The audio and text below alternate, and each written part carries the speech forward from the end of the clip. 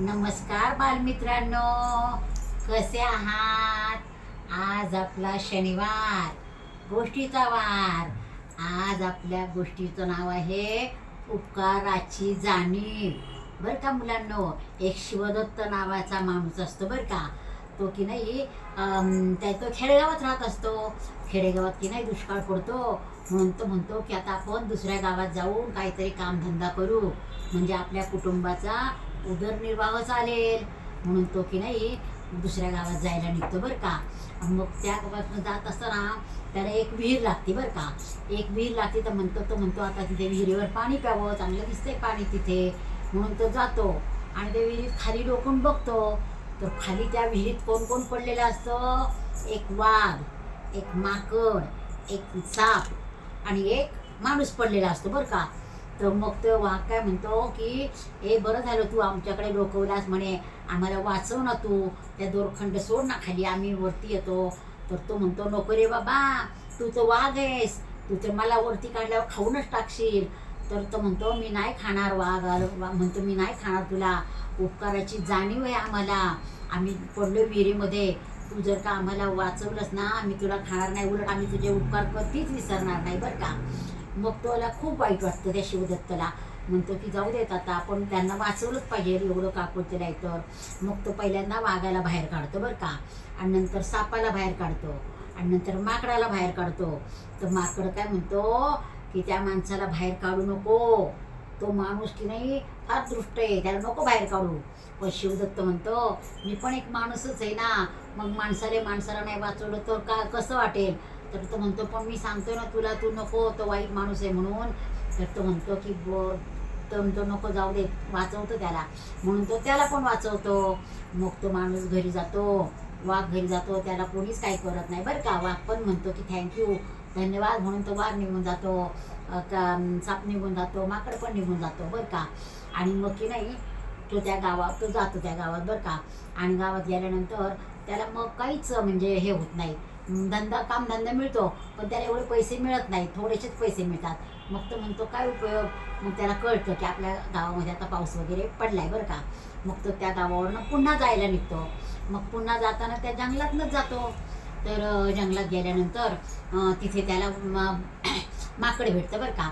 माकड त्याला फळं वगैरे आणून देतो खायला बरं का. का तर माकडाला वाचवलेलं असतं त्याने विहिरीतनं, म्हणून तो त्याला फळं वगैरे आणून देतो. माकडाला फार आनंद होतो, आपल्याला परत ह्याची हा भेटला आणि आपण त्याच्या उपकाराची फेड करावी, म्हणून तो फळं आणून देतो. मग तो खातो आणि तो पुढं जातो बरं का. पुढे गेल्यावर त्याला वाघ भेटतो. वाघ भेटल्यानंतर वाघ म्हणतो की इथं एक हे राजकुमार आला होता ह्याला शिकारीला, पण ते शिकार करताना की नाही त्याचं काहीतरी म्हणजे त्याला कुठल्या तरी प्राण्याने त्याला मारलं.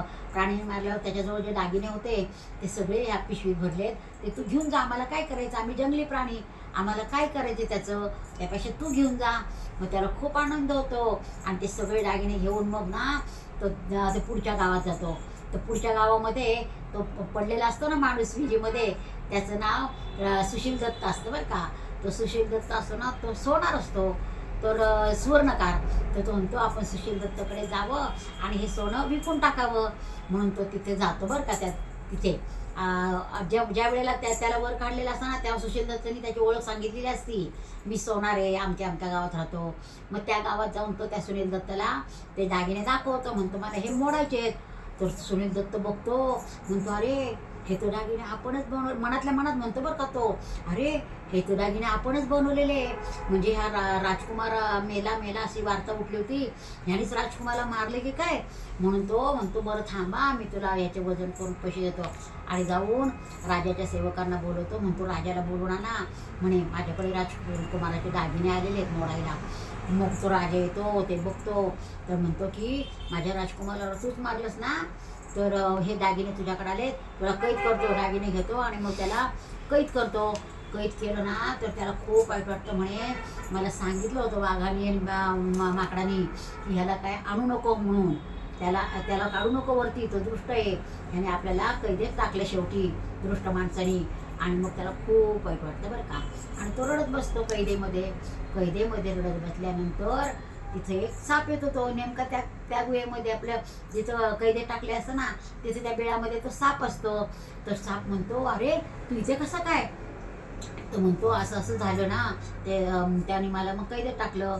मग साप पण म्हणतो, तुला माकडाने सांगितलं होतं त्याला वाचू नको म्हणून, तरी तू वाचवलंस. त्याने ठेवली का तुझ्या उपकाराची जाणीव? बरं जाऊ देत म्हणे, आता मी काय करतो म्हणतो, मला मदत कर ना, मला ह्या ह्याच्यातनं कैदेतनं बाहेर काढ ना. तो म्हणतो बरं का, कोण? तो कैदेत अडकलेला म्हणतो की मला बाहेर काढ. मग तो म्हणतो, बरं असं करतो मी की नाही, राणीला कडकडून चावा घेतो आणि कडकडून चावल्यावर राणी बेशुद्ध पडेल, मरेल. मग तू तिला फक्त स्पर्श कर.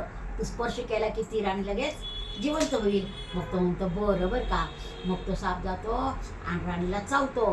राणीला चावल्यावर राणी मरती तर मग सगळे दुःखात होतात बरं का.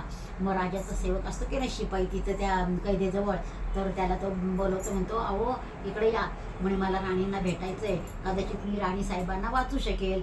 तर तो जाऊन राजाला सांगतो का म्हणे, तो कैदी आहे की नाही आपल्या इथं, त्याला म्हणे तो म्हणतो की मी त्याला राणीला वाचू शकतो. तर राजा म्हणतो, मग आणा त्याला. मग त्याला आणल्यावर सुशील दत्त ना त्याला हात लावतो, तो कैदी हात लावतो बरं का त्या राणीला. हात लावल्याबरोबर राणीची अशी शुद्धीवर येते राणी, जिवंत होती राणी. मग राजाला खूप आनंद होतो. मग तो राजा विचारतो, तू तर एवढा चांगला माणूस आहे आणि तू कसे काय म्हणजे राजकुमाराला तू वाचू शकतो, लोकांना मारणार नाही? तर तो म्हणतो, मी मारलेलंच नाही आहे तुमच्या मुलाला, राजकुमाराला. मला तर म्हणे हे मी ज्यांचे उपकार केले ना त्यांनी मला हे धन दिलेले. तर मग राजा म्हणतो, म्हणजे हिंस्र प्राण्यानेच माझ्या मुलाला मारलेले.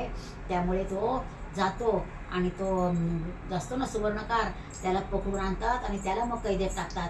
आणि अशा प्रकारे मग चुकीची शिक्षा त्याला मिळती आणि त्याला पश्चाताप होतो की ज्याने आपल्याला वाचवलं त्याच्यावरच आपण उलटलो, त्यामुळे आपल्याला शिक्षा झाली. म्हणून देव चांगल्या माणसाला कधी शिक्षा होऊन देत नाही. म्हणून आपण नेहमी परोपकार करावे आणि नेहमी चांगलंच वागावं. कधी पण आपण उपकार केले तर ते आपल्याला कधी ना कधी उपयोगी पडतात. आवडली का गोष्ट मुलांनो? गोष्ट आवडली असल्यास लाईक करा, सबस्क्राईब करा आणि शेअर करायला विसरायचं नाही, म्हणजे सगळे ऐकतील गोष्ट.